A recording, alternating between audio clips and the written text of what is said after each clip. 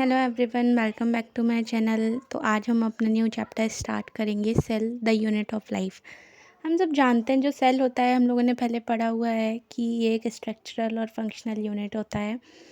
तो हम इस चैप्टर में इसी के बारे में थोड़ा और डीपली पढ़ेंगे। जो सेल होता है वो किसी भी लिविंग ऑर्गेनिज्म की एक बेसिक यूनिट कह सकते हैं हम लोग। जितने भी लिविंग ऑर्गेनिज्म होते हैं वो सेल से बने होते हैं। कुछ जो यूनिसेलुलर्स होते हैं वो दो तरीके के फंक्शन करते हैं, जैसे कि इंडिपेंडेंट लिविंग वो कैपेबल होते हैं और वाइटल फंक्शंस कर सकते हैं लिविंग रहने के लिए। दूसरे हमारे पास मल्टीसेलुलर होते हैं जिनके पास एक से ज़्यादा सेल्स होते हैं। उसके बाद हमारे पास अगर कोई भी चीज़ है जो इंडिपेंडेंट लिविंग नहीं इंश्योर कर रही है और सेल से छोटी है स्ट्रक्चर में, तो इसमें एग्जेप्शन आता है एक वायरसेस का। उसके बाद हम लोग इससे कह सकते हैं कि जो सेल है वो एक स्ट्रक्चरल और फंक्शनल यूनिट है लाइफ की।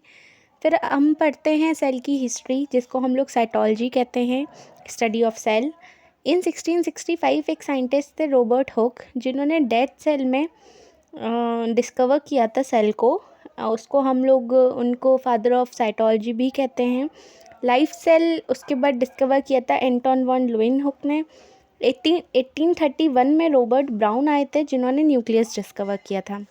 अब हम सेल थ्योरी पढ़ेंगे। सेल थ्योरी में बेसिकली दो साइंटिस्ट मेंशन हैं, एक मैथियस स्केलेडन और एक थियोडर श्वान।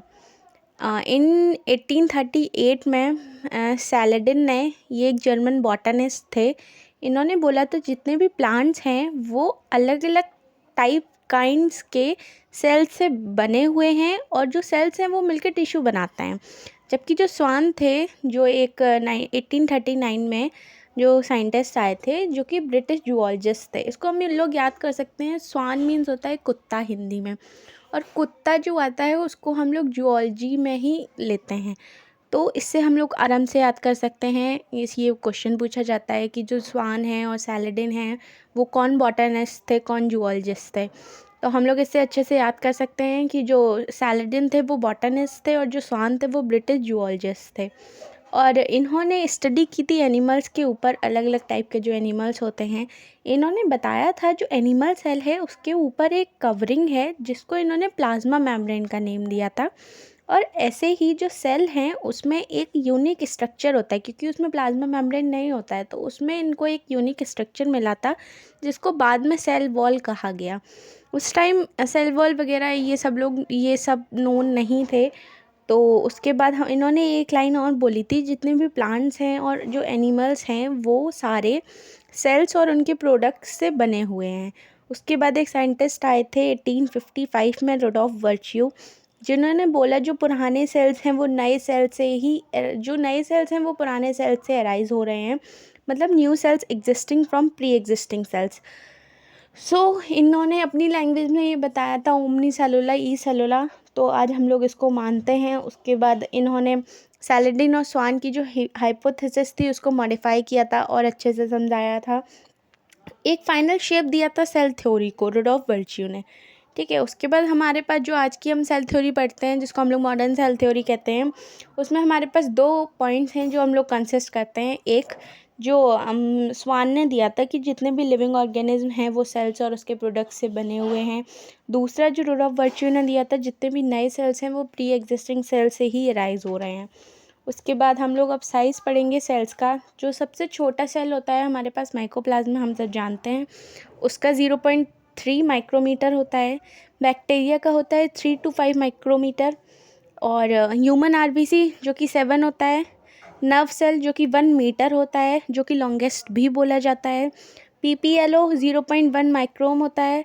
ऑस्ट्रिच एग लार्जेस्ट एग होता है।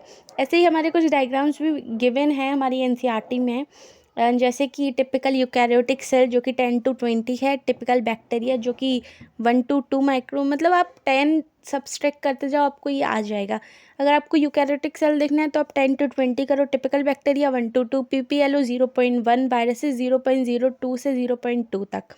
तो आप थोड़ा थोड़ा कम करते जाओ, आपको ये बहुत अच्छे से याद हो जाएंगे। उसके बाद आता है हमारे पास शेप्स ऑफ द सेल। अगर हम शेप की बात करें तो जो सेल है वो अलग अलग टाइप के हो सकते हैं। डिस्क शेप भी हो सकता है, पॉलीगोनल हो सकता है, कोलमनार, क्यूबॉइडल, जो कि हम लोगों ने स्ट्रक्चरल ऑर्गेनाइजेशन में एपिथेलियल के पढ़े थे। किसी भी टाइप के सेल्स हो सकते हैं हमारे पास, थ्रेड लाइक हो सकते हैं, न्यूरल टिश्यूज़ में न्यूरॉन्स, नेफ्रॉन्स होते हैं, ये सब सेल्स से ही बने होते हैं।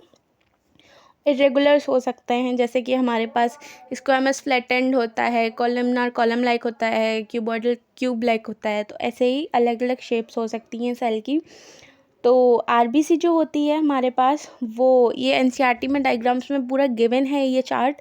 जो आरबीसी होती है वो राउंड एंड बाइकॉनकेव होती है। डब्ल्यूबीसी अमीबॉइड होती है। अमीबॉइड मतलब जो इरेगुलर शेप होती है इसकी। Columnar epithelium long and narrow होता है। हम लोग जानते हैं कॉलम लाइक सेल्स होंगे तो लॉन्ग होंगे, जो न्यूक्लियाई होगा वो बेस पे प्रेजेंट होगा। नर्व सेल होता है, लॉन्ग होता है, ब्रांच होता है, क्योंकि उसको न्यूरोट्रांसमीटर का काम करना होता है, दूर दूर तक सिग्नल्स ले जाने होते हैं। ट्रैकीज इलोंगेटेड होती हैं, अपने साइड के जो होते हैं वहाँ पे जाके वो पतली हो जाती हैं, एलोंगेशन शो करती हैं एक्सेस पे। उसके बाद मीजोफिल सेल्स होते हैं, वो राउंड और ओवल होते हैं, ये गोल गोल होते हैं, ठीक है। तो उसके बाद हम अब पढ़ेंगे कि ओवरव्यू लेंगे सेल का। सेल जो होते हैं वो दो टाइप के होते हैं, प्रोकैरियोटिक और यूकैरियोटिक। यूकैरियोटिक को हम लोग ट्रू न्यूक्लियस बोलते हैं, क्योंकि इसमें न्यूक्लियस बहुत अच्छे से प्रेजेंट होता है। अब हम प्रोकैरियोटिक की बात करें तो प्रोकैरियोटिक में मेम्ब्रेन बाउंड न्यूक्लियस एब्सेंट होता है। इसमें कोई न्यूक्लियस जो होता है उस पर मेम्ब्रेन बाउंड नहीं होता है। और जो डीएनए होता है वो नेक्ड होता है, साइटोप्लाज्म में खुला पड़ा होता है, ठीक है। सिंगल सर्कुलर डीएनए होता है और डीएस डीएनए होता है, डबल स्टैंडर्ड डीएनए होता है। हिस्टोन प्रोटीन्स इसके पास नहीं होती हैं। सेल वॉल जो होती है वो इसकी पेप्टिडोग्लाइकेन की बनी होती है। मेम्ब्रेन बाउंड ऑर्गेनेल्स भी नहीं होती हैं इसके पास। राइबोसोम्स जो होता है वो नॉन मेम्ब्रेन बाउंड ऑर्गेनेल है और वो इसमें प्रेजेंट होता है। और राइबोसोम 70s प्रेजेंट होता है और साइटोप्लाज्म में प्रेजेंट होता है। ऐसे ही अब हम यूकैरियोटिक की बात करें तो यूकैरियोटिक में जो न्यूक्लियर मेम्ब्रेन है वो भी प्रेजेंट होगी। जो क्रोमोसोम है, डीएनए है, वो लीनियर होता है डीएनए। उसके बाद जो डीएनए है वो हिस्टोन प्रोटीन से एसोसिएट होता है, जबकि जो प्रोकैरियोटिक थे उसमें हिस्टोन प्रोटीन था ही नहीं। उसमें जो प्रोकैरियोटिक थे उसमें पेप्टिडोग्लाइकेन की सेल वॉल बनी हुई थी, जबकि इसमें सेल वॉल नहीं होती है, और होती भी है तो वो सेलुलोज और काइटिन की बनी होती है। उसके बाद इसमें मेम्ब्रेन बाउंड ऑर्गेनेल्स भी प्रेजेंट होती हैं, जैसे कि Golgi body, lysosomes, microbodies, vacuoles, endoplasmic reticulum, ठीक है। उसमें जो राइबोसोम था वो प्रेजेंट था लेकिन मेम्ब्रेन बाउंड नहीं था। क्योंकि हम लोग जानते हैं ribosome non membrane bound organelle है, तो दोनों में राइबोसोम प्रेजेंट होता है। उसमें 70s था और इसमें 80s होता है साइटोप्लाज्म में और रफ एंडोप्लाज्मिक रेटिकुलम में। और 70s भी होता है माइटोकॉन्ड्रिया और क्लोरोप्लास्ट में। इसमें दोनों टाइप का राइबोसोम प्रेजेंट होता है, उसमें सिर्फ 70s प्रेजेंट था। अब हम बात करते हैं, एक हमारे पास होता है साइटोप्लाज्म। हम सब लोग जानते हैं सेल होता है, न्यूक्लियस होता है। न्यूक्लियस के बाहर एक फ्लूइड भरा होता है जिसको हम लोग साइटोप्लाज्म कहते हैं। तो ये प्रोकैरियोट और यूकैरियोट दोनों में ही होता है। ये एक सेमी फ्लूइड मैट्रिक्स होता है। ऑक्यूपाई करता है वॉल्यूम सेल का। इसको हम लोग मैन एरेना बोलते हैं। जितनी भी सेलुलर एक्टिविटीज़ होती हैं उसका, जितनी भी केमिकल रिएक्शंस होती हैं लिविंग स्टेट में, तो जो सेल, ये जो पार्ट है ये सेल को लिविंग रखता है, ताकि ये जितनी भी केमिकल रिएक्शंस हो रही हैं ये होती रहें। और ये प्लांट्स और एनिमल्स दोनों में होता है। उसके बाद हम बात करते हैं यूकैरियोटिक सेल की। यूकैरियोटिक सेल जब हम पढ़ते हैं तो हम ये जानते हैं कि यूकैरियोटिक सेल, इसमें दो डिफ़ाइन कर रखा है, दो एक्सपेरिमेंट करके। पहला एक्सपेरिमेंट इन्होंने अनियन सेल पे किया है प्लांट के लिए, और ह्यूमन चीक सेल पे किया है एनिमल के लिए। जब इन्होंने अनियन सेल पे किया था तो जो आउटर मोस्ट सेल वॉल थी विद इन प्लाज्मा मेम्ब्रेन थी। उसके बाद जब इन्होंने ह्यूमन चीक सेल पे किया था तो उसमें सेल वॉल एब्सेंट थी, ठीक है। और जो आउटर मेम्ब्रेन थी उसको हम लोग इन्होंने प्लाज्मा मेम्ब्रेन कहा था। उसके बाद अब हम पढ़ते हैं प्रोकैरियोटिक सेल्स। प्रोकैरियोटिक सेल्स में ज़्यादातर वो मेंबर्स आते हैं, जैसे कि बैक्टीरिया, मोनेरा वाले जो मेंबर्स होते हैं, bacteria, cyanobacteria, mycoplasma and PPLO. उसके बाद ये स्मॉलर होते हैं तो जल्दी जल्दी मल्टीप्लाई कर जाते हैं यूकैरियोट से। उसके बाद इनके जो शेप्स और होते हैं, साइजेस होते हैं, वो बहुत ग्रेटली वेरी करते हैं। इनकी 4 कॉमन शेप्स होती हैं। पहला होता है बैसिलस, दूसरा कॉकस, तीसरा विब्रियम, चौथा स्पाइरलम। जो बैसिलस होता है वो रॉड शेप्ड होता है, मोटाइल होता है और नॉन मोटाइल भी होता है, और ये सबसे कॉमन शेप है। दूसरा जो हमारे पास कॉकस आता है वो स्फेरिकल होता है और नॉन मोटाइल होता है। तीसरा जो आता है विब्रियम, वो कॉमस शेप्ड होता है और मोटाइल होता है। और जो चौथा आता है स्पिरेलम, वो स्पाइरल शेप्ड होता है और मोटाइल होता है।